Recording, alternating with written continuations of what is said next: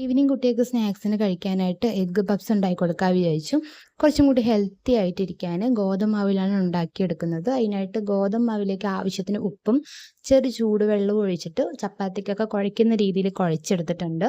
1 table spoon ഓയിലും കൂടി ചേർത്തിട്ട് ഒന്നും കൂടി കുഴച്ചെടുത്തതിന് ശേഷം സൈഡിലേക്ക് മാറ്റി വയ്ക്കുക. അതിനുശേഷം അകത്ത് വെക്കാനുള്ള ഫില്ലിങ്സ് ഉണ്ടാക്കിയെടുക്കാനായിട്ട് 2 ടേബിൾ സ്പൂൺ ഓയിൽ ചൂടാക്കി അതിലേക്ക് ഒരു 1/4 ടീസ്പൂൺ പെരുംജീരകവും നേരിയതായി കട്ട് ചെയ്ത് വെച്ചിരിക്കുന്ന സവോള, ഇഞ്ചി, വെളുത്തുള്ളി ചതച്ചത്, കറിവേപ്പിലയും കൂടി ചേർത്തിട്ട് ഒന്ന് സോഫ്റ്റ് ആക്കി എടുക്കാം. ഉള്ളി ഒന്നും കൂടി സോഫ്റ്റായി വരാൻ അതിലേക്ക് 1 ടേബിൾ സ്പൂൺ വെള്ളവും കൂടി ചേർത്ത് കൊടുത്തതിന് ശേഷം 1/4 ടീസ്പൂൺ മഞ്ഞൾപ്പൊടി, എരിവിന് ആവശ്യമുള്ള മുളക് പൊടിയും കൂടി ചേർത്തിട്ട് പച്ചമണമൊക്കെ മാറി വരുമ്പോൾ അതിലേക്ക് കട്ട് ചെയ്ത് വെച്ചിരിക്കുന്ന മല്ലിയിലയും കൂടി ചേർത്ത് കൊടുക്കുകയാണെങ്കിൽ അകത്ത് വെക്കാനുള്ള ഫില്ലിങ്സ് റെഡിയാണ്.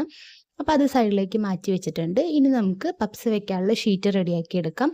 ചപ്പാത്തി മാവിൽ നിന്നും ഓരോ ഉരുള ഇതുപോലെ ചപ്പാത്തിക്കൊക്കെ പരത്തുന്ന രീതിയിൽ പരത്തിയെടുത്തിട്ടുണ്ട്. ഇനി ഓരോ ചപ്പാത്തിൻ്റെ മുകളിലായിട്ടും കുറച്ച് ബട്ടറോ ഇല്ലെങ്കിൽ ഓയിലോ ഒന്ന് ബ്രഷ് ഉപയോഗിച്ച് തേച്ച് കൊടുക്കുക.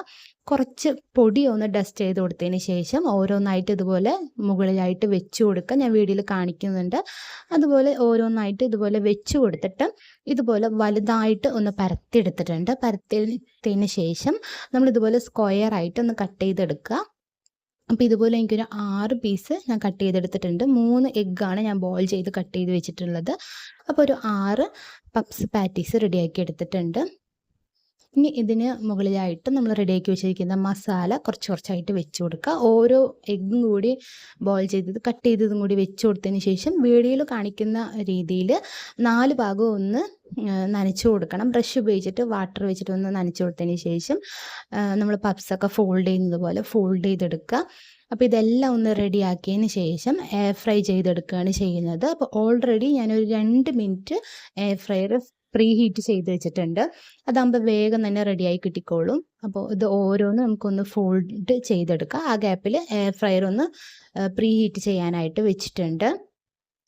അപ്പോൾ ഇതുപോലെ ഫോൾഡ് ചെയ്തെടുത്തതിന് ശേഷം അതിൻ്റെ മുകളിലായിട്ട് എഗ്ഗ് വാഷ് ചെയ്ത് കൊടുക്കണം. അപ്പോൾ ഒരു കോഴിമുട്ട പൊട്ടിച്ച് ഓരോന്നായിട്ടും ഇതുപോലെ ബ്രഷ് ഉപയോഗിച്ചിട്ട് ഓരോന്നിൻ്റെ മുകളിൽ ഞാൻ തേച്ച് കൊടുത്തിട്ടുണ്ട്. ഇതുപോലെ തേച്ച് കൊടുക്കുമ്പോൾ മുകളിൽ നല്ലപോലെ ഒരു ബ്രൗൺ കളറിൽ ക്രിസ്പി ആയിട്ട് കിട്ടും. അപ്പോൾ 180 ഡിഗ്രിയിൽ 25 മിനിറ്റാണ് ഞാനത് ബേക്ക് ചെയ്തെടുത്തിട്ടുള്ളത്, എയർ ഫ്രൈ ചെയ്തെടുത്തിട്ടുള്ളത്. അപ്പോൾ നല്ല അടിപൊളിയായിട്ട് തന്നെ എഗ്ഗ് പപ്സ് റെഡി ആയിട്ടുണ്ട്. കഴിക്കാൻ നല്ല ടേസ്റ്റും ഉണ്ടായിരുന്നു. അപ്പോൾ ഇതുപോലെ എന്തായാലും ട്രൈ ചെയ്ത് നോക്കുക.